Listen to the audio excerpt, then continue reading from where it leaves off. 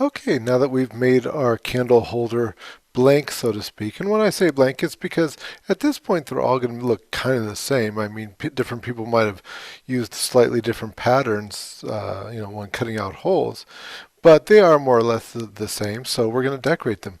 Now, first, this has been in a bag, and it's been allowed to firm up a little bit. Now, note I said firm up, not dry out. So controlling the amount of moisture in the clay is kind of a big thing to learn. And if you're not sure as to how you should store your clay for the best results the next time you go to work on your clay, then please get a hold of me and I can help you with that.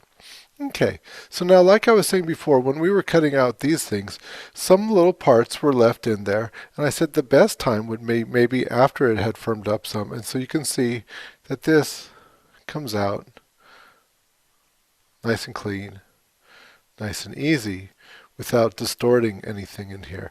And I can continue later on with the tool, get rid of little bits like that. Okay, so anyways, when it comes to adding decorations, I'll run you through a variety of different things. This one here, I've already started putting a little bit of a rope sort of edge onto it, and I'll show you how to do that. Plus, like I say, a few other things. So first off, you probably have some clay either from the bag or from somewhere that might be like this, or you might have brand new clay. But if you have clay that is less than brand new, like this, all different layers, all different kinds of air, maybe different consistencies, remember at this point you should be responsible for wedging it up. So with this, what I would do is, it feels like it's starting to get just a little dry. It's not too bad. I would take a rag like this and wipe down my table. That way my table isn't absorbing more moisture from it. In fact, it may even be giving a little bit of moisture to it. I'm just going to push down, and remember, push down with your palms just like this and keep working it, probably about 50 times.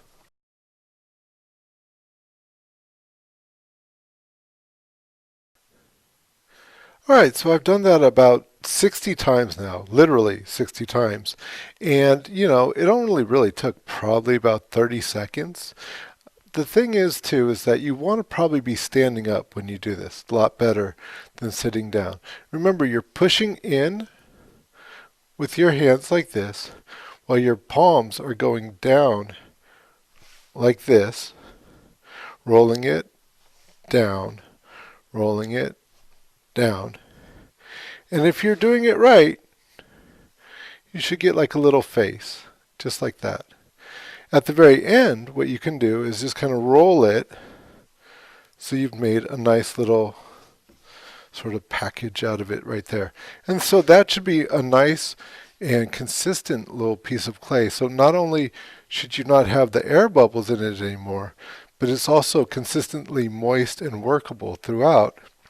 Okay, so I'm going to make a coil for this because I made this decoration using coils. So what I would do is I would take and start forming this into a cylindrical sort of form, maybe breaking off the amount that I think I might need, which is far less than the whole thing. I'll put that aside. Continuing to make it more and more cylindrical, more and more thin, and finally to where I'm rolling it on the table. Now these ends I want to roll down. We'll have a project that's just nothing but coils because they're super powerful. But here's a little preview. See, I want to roll these so that they're sharp so they don't become like tubes. Okay, and then I'll roll down and roll down and roll down. The fact that my area is moist here for this clay is really good because this clay is just getting to be just a little bit dry. In fact, I might add just a bit more moisture to my area.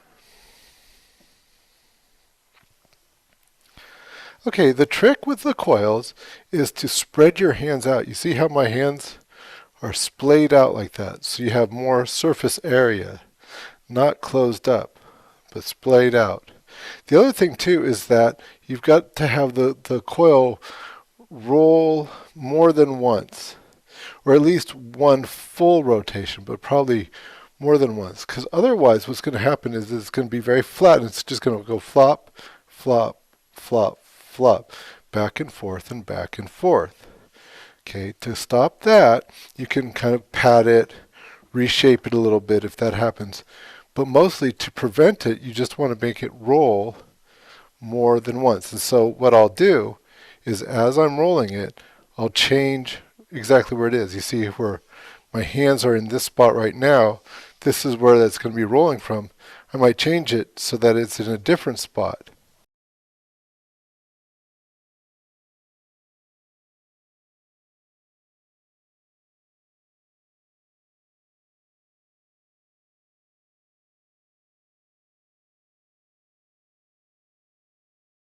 So you roll from the center out. So I've got my hands in the center, and I want to continually be pushing them out this way as I roll.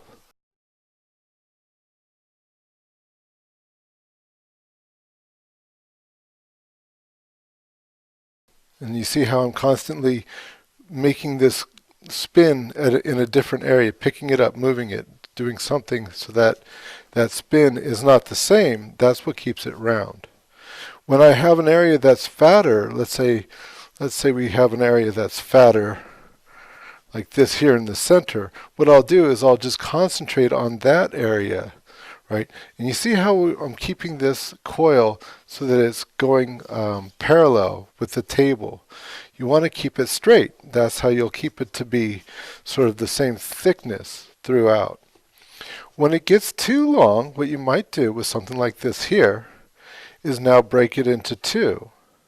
So I'll just cut that in half, and I'll put the other piece aside up here and just work with this one.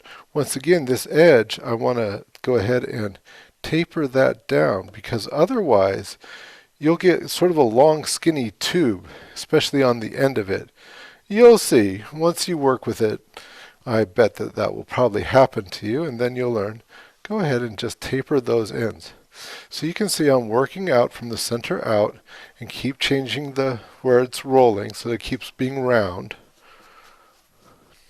And keeping working areas like it's a little bit fatter here, a little thinner here, so I won't work here, but I'll work here a little bit more.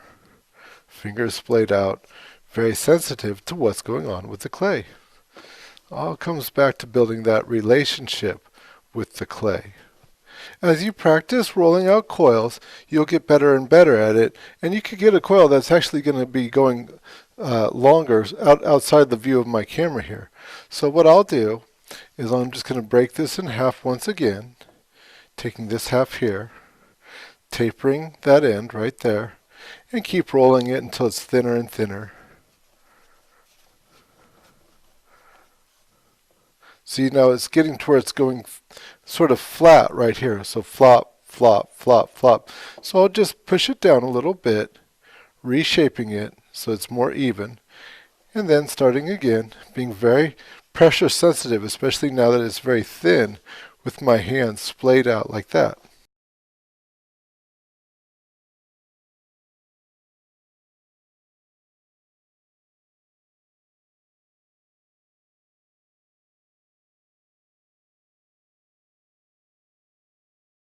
Okay, so I've got a pretty thin coil there. I think I'll get a second coil, because I'll kind of braid them. Well, I'm not going to do a braiding as in like 3 strands. I could, but you know, it's doing a 3-stranded braid is a little bit tricky, and you know, you could do it, but it's also time consuming. So for the sake of this tutorial, I don't think I'd do it. But hey, just like you'd braid hair, it's the exact same thing. Okay, so I've got those, and those are more or less the same thickness throughout. Good enough. So what I'm going to do is I want to combine these in a twist. So here's an easy way of doing that. I'll take and I'll put them at a particular angle to each other, like this, let's say. Okay. And then I'll just take, see, I'll cross that one over, and I'll start just rolling it. And I'll be careful to try and keep that rate of twisting, of rolling, about the same. Okay, I've got a little crack opening up, anything like that, just fix it. A little bit of water there. Just fix it as it comes up. Just fix it when it comes up. Okay, keeping this straight here so that this angle stays straight and they're both kind of even. And just rolling it, right there. Just rolling it down, rolling it down, rolling it down. Just like everything else, it's usually just a matter of craftsmanship.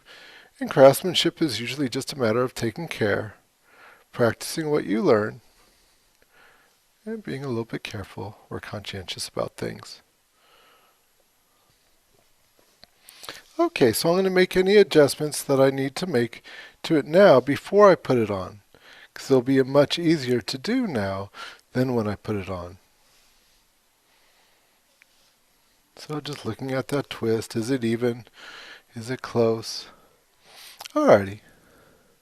So then I could attach it to the top. Now you don't have to have a twist at the top. I just wanted to show you this as one option. So I'll kind of measure it right here. So, okay, that seems about right. And then putting the two ends together, I could leave those and put something in the center there, right? Connect them and not worry about making that connection sort of picture perfect and leaving something and put something in the center. On the other hand, I could just sort of try and match up the two ends like so. See, so that twist continues right there. That will be fine. I can get this twist, see under here how it connects, and get that just fine. And so then I have a continuous loop all the way around, and I don't need to put any sort of a centerpiece on that to make it fine.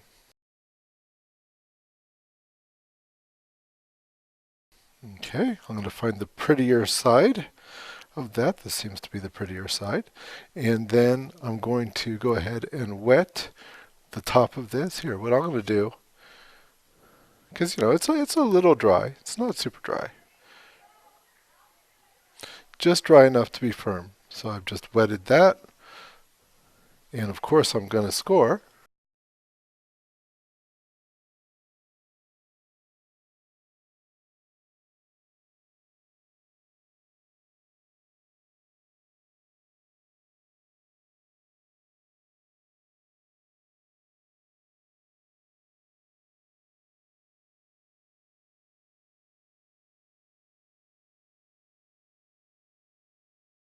And I'm going to score the other side of this.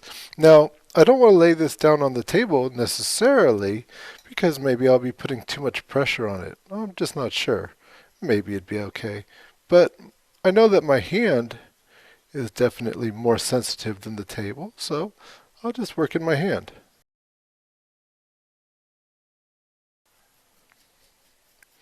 You can see in scoring it, I'm scoring pretty deep, that I'm also starting to make a homogeneous edge here. In other words, these coils are blending into each other and becoming connected here before I connect them to the top of the cylinder here.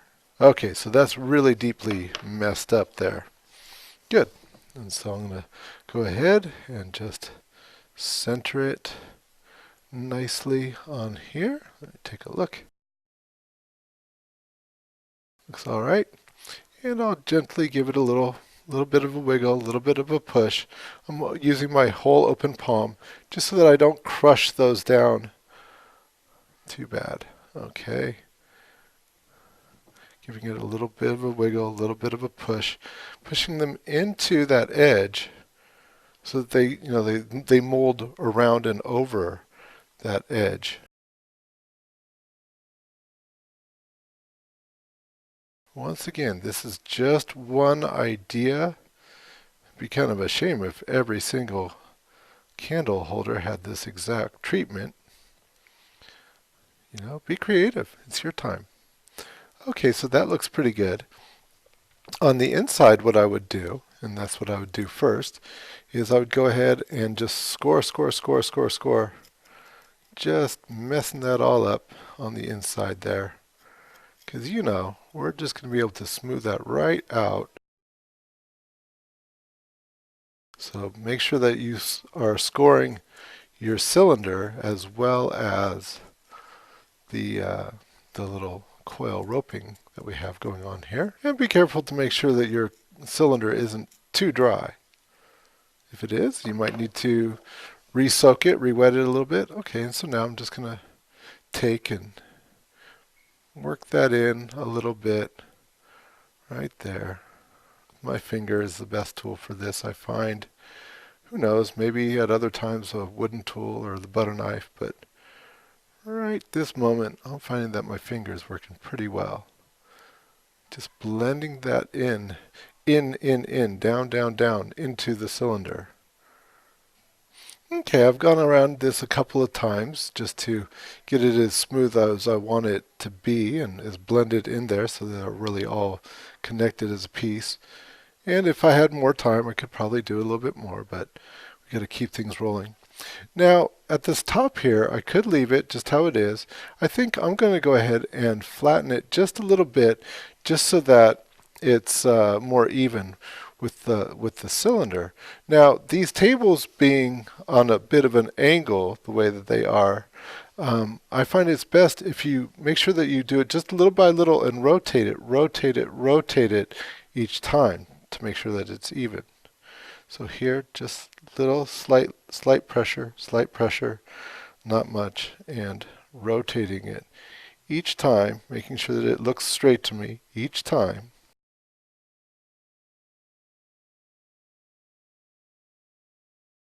All the way around. And that way I keep it from having sort of a, sort of a tilt to it. Okay, so that looks pretty good. So now I might take up here and, just continue to smooth and blend and do, a nice enough job of it. And then down here, so that I don't lose all my definition here, is I might take and, use my finger to blend out any cracking that I've got. But then I might, for here, take a brush and use the brush to actually blend out, here we go, to connect and blend these together. So I've got just a stiff paintbrush here and a little bit of water, and I'm just going to use that to just poke right in there and just blend and fuse those things together just until it's all becomes one smooth piece. So you see how there's a crack here now, right? But after I smooth it,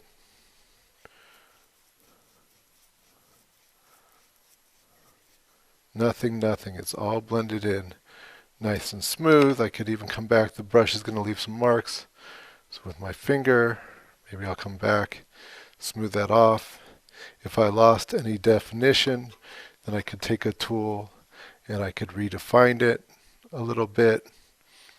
Whatever it takes to make it look good, because in the end, that's what we're doing. Just trying to make it look good. Okay, well, I'll continue to work on this, but that's the rope, and I'll be back in just a second to show you a few more tricks.